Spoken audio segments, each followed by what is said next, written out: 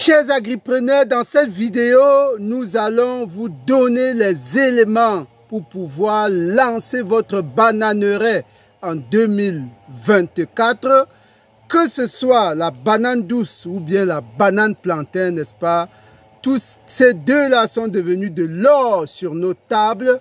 Si vous voulez vous lancer donc en 2024, c'est le moment de se préparer. Et dans cette vidéo, nous vous communiquons toutes les astuces pour partir sur un bon pied.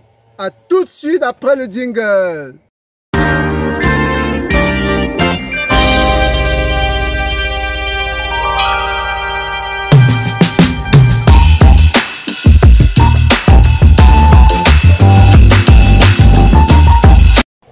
Une fois de plus, bienvenue, c'est Roméo Lado, votre coach, motivateur, apiculteur, agripreneur.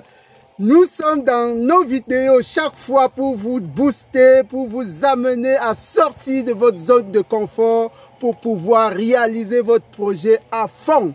Et également aujourd'hui, n'est-ce pas, dans cette vidéo, nous sommes dans la banane ou bien la banane plantain. Ici, nous sommes dans un champ que nous avons mis en place, n'est-ce pas, en mars-avril dernier. Ça fait à peu près 6 mois. À peu près 6 mois et vous voyez déjà comment ça se comporte. Et ça veut dire tout simplement que d'ici 3 mois, on pourra déjà apercevoir des fleurs, des régimes qui vont se pointer d'ici 3 mois parce que ce sont des variétés qui produisent à maximum 1 an. Maximum 1 an, 12 mois, 14 mois. Et donc, aujourd'hui, cette vidéo va vous permettre véritablement de vous préparer si vous envisagez, n'est-ce pas, de mettre en place une plantation de bananier plantain ou de banane douce, parce que ce soit le bananier plantain ou la banane douce, les deux se vendent aujourd'hui très bien sur le marché. Si vous avez de la banane douce, c'est pratiquement de l'or. Vous avez du bananier plantain, c'est pratiquement de l'or. Vous vendez sans vous faire prier. C'est des spéculations qui se vendent très très bien. Alors, nous avons déjà produit une vidéo pour détailler le compte d'exploitation prévisionnel. Nous allons mettre cela en description, n'est-ce pas, le lien de cette vidéo-là, pour que vous puissiez aller regarder pour voir exactement ce qu'on gagne dans le bananier plantain. Également, n'est-ce pas, nous avons fait plusieurs vidéos pour montrer comment on traite la banane plantain, les rejets de banane plantain. Vous pouvez également vous référer à ces vidéos-là. Donc, mais particulièrement aujourd'hui, nous allons vous communiquer la stratégie des 4 P. Nous aimons, vous êtes déjà habitués, n'est-ce pas, à la lettre P avec nous. Nous aimons bien la lettre P. Les 4 P aujourd'hui vont vous permettre d'être véritablement prêt pour la saison prochaine. Alors, on y va sans tarder avec le premier P. Le premier P, c'est quoi? C'est un préalable. P comme préalable. Le préalable que vous devez remplir, n'est-ce pas, pour bien lancer votre saison agricole, c'est d'abord de vérifier que vous êtes prêt.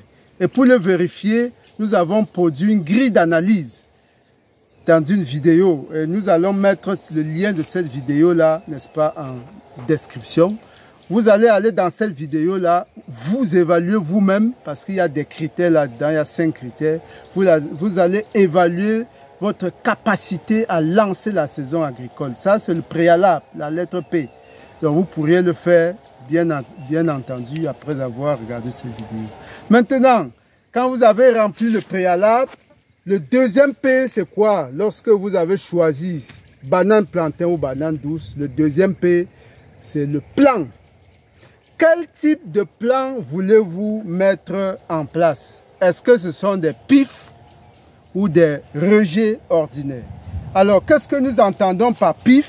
Qu'est-ce que nous entendons par rejet ordinaire? Alors, venez voir un peu. Si vous ne connaissez pas véritablement cela, on va vous montrer. Qu'est-ce qu'on entend par pif et par plan ou rejet ordinaire? Alors, ici, nous allons pouvoir vous trouver des fois des rejets ordinaires. Voilà, et là, nous avons un pif. Voilà. Ok, ici, effectivement, nous avons ce qu'on peut appeler rejet ordinaire.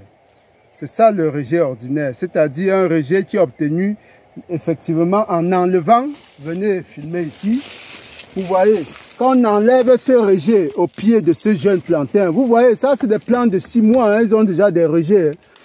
Alors, quand on l'enlève, c'est ça qu'on appelle rejet ordinaire.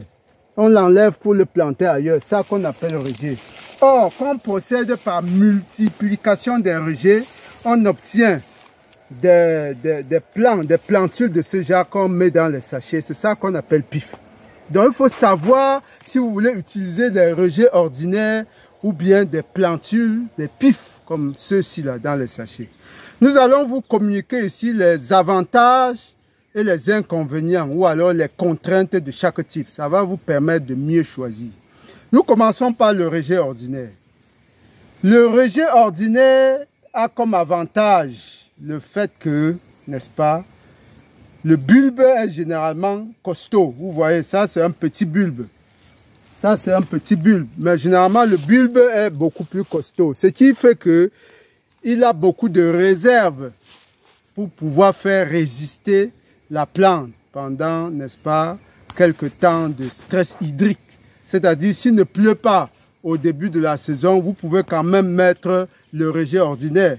Quand la pluie viendra, il va décoller sans problème.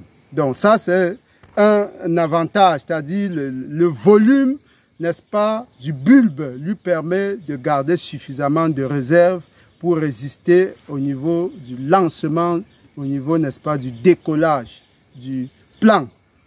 Alors, le deuxième avantage qu'on peut relever au niveau, n'est-ce pas, de celui-ci, c'est que au niveau du transport, lorsque vous voulez transporter les rejets ordinaires pour amener sur votre site, vous pouvez les mettre tous dans un sac facilement, les attacher, n'est-ce pas, et les amener.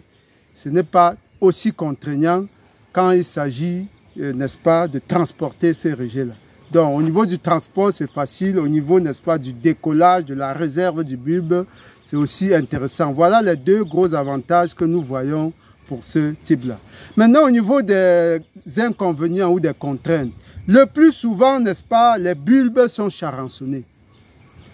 Ils se lèvent, ils lèvent bien, ils évoluent, ils grossissent, mais en bas, n'est-ce pas, dans le sol, c'est déjà malade. C'est déjà malade. Si on essaie de casser celui-ci, vous allez vous rendre compte, n'est-ce pas, qu'il est charançonné à l'intérieur. D'autant plus qu'il n'a pas été traité. Si vous voulez donc utiliser celui-ci de manière efficace, il vaudrait mieux d'abord le traiter avant de l'utiliser. Donc voilà un inconvénient qu'on observe au niveau de ceux-là. C'est-à-dire, les bulbes sont généralement charançonnés. Deuxième inconvénient, c'est que, ou contrainte, quand vous avez 1 hectare à mettre, ça fait au moins 1600 plants. Où est-ce que vous allez pouvoir collecter 1600 rejets? Là, je suis à 1 hectare. Si c'est 5 hectares, vous êtes pratiquement autour de 8000 à 10 000 rejets. Comment est-ce que vous allez pouvoir collecter 10 000 rejets de cette nature? Ce n'est pas facile. Voilà une autre contrainte qui, n'est-ce pas, nous amène à présenter les avantages et les contraintes également du pif de celui-là. Alors, je commence par les contraintes. Les contraintes de celui-ci, c'est que, vous voyez, se met dans les sachets. Ça veut dire que quand vous voulez transporter pour aller dans votre site, il vous faut d'abord un véhicule. Parce qu'il vous faut mettre ça côte à côte, n'est-ce pas? Ça ne demande pas à être entassé dans un sac. Il faut les parquer dans un véhicule, n'est-ce pas? Un pick-up ou bien une voiture ouverte. Ça veut dire qu'il faut prévoir des frais de transport. C'est très important. Alors, la deuxième contrainte, c'est que vous voyez comment son bulbe est minuscule. Nous allons enlever le bulbe, vous allez voir. Vous voyez comment son bulbe est minuscule. Vous voyez comment le bulbe est minuscule. Ça veut dire en termes de réserve, il ne doit sa survie qu'à cause, n'est-ce pas, de la terre qu'on a dans le sachet là. C'est ça qui permet de vivre. Sinon, en termes de bulbe, le bulbe est suffisamment petit. Ça veut dire qu'il n'a pas trop de réserve d'eau. Ça veut dire si vous le mettez quand il n'y a pas les pluies, il va souffrir de stress hydrique. Il est très intéressant de le mettre lorsque les pluies se sont installées. Alors là, il va prendre la vitesse de l'éclair. Ça, c'est des... Regardez par exemple ceci. Ça, c'est des plants qu'on a mis, c'est des pifs qu'on a mis, c'est-à-dire des plants de ce genre. Hein? Vous voyez, en 3-4 mois, ils sont déjà très loin. Il y a déjà même des plants avec 3-4 rejets. Vous voyez, 1, 2, 3. Pratiquement, ils sont là à 4 rejets. Hein? Il était petit comme ça. Hein? Il était petit comme ça. 3-4 mois après, regardez comment il se comporte. Donc, il y a donc deux contraintes majeures pour ce pif-là. Je dis le transport et justement la période de semis. Si vous maîtrisez les deux éléments-là, vraiment, nous vous conseillons ça. Ça, c'est la meilleure, n'est-ce pas, des hypothèses. Autre avantage du pif, n'est-ce pas, c'est que vous pouvez l'obtenir en autant de quantité que vous voulez. Vous pouvez obtenir autant de pif que vous voulez pour votre projet. Que vous ayez 1 hectare ou 10 hectares ou 20 hectares, la meilleure manière, n'est-ce pas, d'obtenir les plants, c'est de faire produire des pifs de ce genre. Et même si le transport peut représenter un problème, il y a une parade pour gérer le transport. On peut organiser une production sur le site. Pour peu, n'est-ce pas, si c'est vraiment un projet important, on peut organiser une production sur le site de manière à minimiser les coûts de transport. Autre avantage également, c'est que le pif, généralement, compte tenu de son processus de production, n'a pas de charançon. Il n'est pas charançonné dès le départ. Parce que le processus de production est fait de telle sorte que le matériel utilisé soit stérilisé à toutes les étapes. Donc, il n'a pas de charançon comme les pifs ordinaires, comme les rejets ordinaires. Donc, votre pif est sain, c'est pourquoi il évolue très vite dès le départ, parce qu'il n'a pas d'insectes ou bien de nématodes qui dérangent son évolution. Voilà ce qu'on peut citer comme avantage au niveau, n'est-ce pas, des pifs. Le dernier avantage, ce n'est pas l'un des moindres, c'est que lorsque vous plantez des pifs au même moment, vous faites des récoltes également groupées, c'est-à-dire que vous pouvez, dans une série de 100 pifs, récolter pratiquement 30-40 pifs à la fois, alors que pour des rejets ordinaires, parfois, il y a beaucoup de décalage entre les productions, ce qui fait qu'avec les pifs, vous pouvez programmer les récoltes de manière aisée. Voilà. Donc ça, c'était le deuxième P sur les plants. Est-ce que vous choisissez les rejets ordinaires ou les pifs? Nous vous avons donné dans les deux cas, n'est-ce pas, les avantages et les contraintes. Et c'est à vous maintenant de vous décider en fonction des éléments de votre environnement, en fonction des contraintes.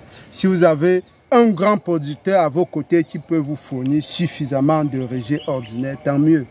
Dans le cas contraire, il est préférable de se rapprocher d'un partenaire pour obtenir les pifs. Et justement, nous abordons le troisième P, le partenaire. Si vous voulez faire du bananier plantain, beaucoup échouent parce qu'ils se sont fait de mauvais partenaires. Parce que on commence à échouer lorsqu'on ne peut pas véritablement identifier qui va nous fournir les bons rejets. C'est ça, c'est là où commence l'échec. Qui va nous fournir les bons rejets? Vous savez que la sémence compte à plus de 50% dans la réussite d'un projet agricole. La sémence. Quand vous avez une mauvaise sémence, vous aurez forcément de mauvais résultats. Identifiez dès maintenant qui va vous fournir les bons rejets. La ferme intégrée de Ngoumou est disponible pour vous fournir autant de rejets que vous désirez, à condition que vous contactez la ferme intégrée de Ngoumou à temps, c'est-à-dire en octobre ou en novembre, et au plus tard en décembre. Si vous les contactez au plus tard en décembre, vous allez vous entendre sur les modalités, n'est-ce pas, de production des plants de qualité comme ceux-ci qui vont véritablement vous servir. Donc le troisième P en termes de partenariat est très important. identifiez le partenaire qui va vous fournir des plants de qualité. Enfin, le quatrième P, c'est quoi? C'est le point de départ. Le point de départ est extrêmement important lorsque vous voulez lancer une bananeraie. Ne dites pas seulement que vous avez suffisamment de temps. Mars 2024 n'est pas loin. Et pour pouvoir, n'est-ce pas, vous en sortir, il faut commencer à préparer le terrain à temps. Si vous avez par exemple une forêt, n'est-ce pas? Si vous avez une forêt, vous devez commencer à abattre en décembre. Parce que les scieurs sont trop capricieux. Hein. Vous y risquez d'utiliser 3-4 scieurs pour pouvoir travailler sur votre terrain. Donc, il va falloir commencer à temps pour ne pas être prisonnier des scieurs. Commencez en décembre à apprêter votre parcelle, à défricher, à abattre, à tronçonner, à apprêter le site. Janvier, février, vous commencez le brûlis, le nettoyage, de telle sorte que toute la trouaison soit prête au mois de mars pour pouvoir accueillir, n'est-ce pas, les plants, les jeunes plants de bananiers douces ou bien de bananiers plantains. Voilà donc les 4 P que nous avons déroulés pour vous. Le préalable qui est la grille d'analyse. Le deuxième P qui est le plan, est-ce que c'est le PIF ou bien le rejet ordinaire? Troisième P, le partenaire avec qui vous allez pouvoir travailler pour avoir de bons rejets. Et enfin, n'est-ce pas, le quatrième P, c'est quoi?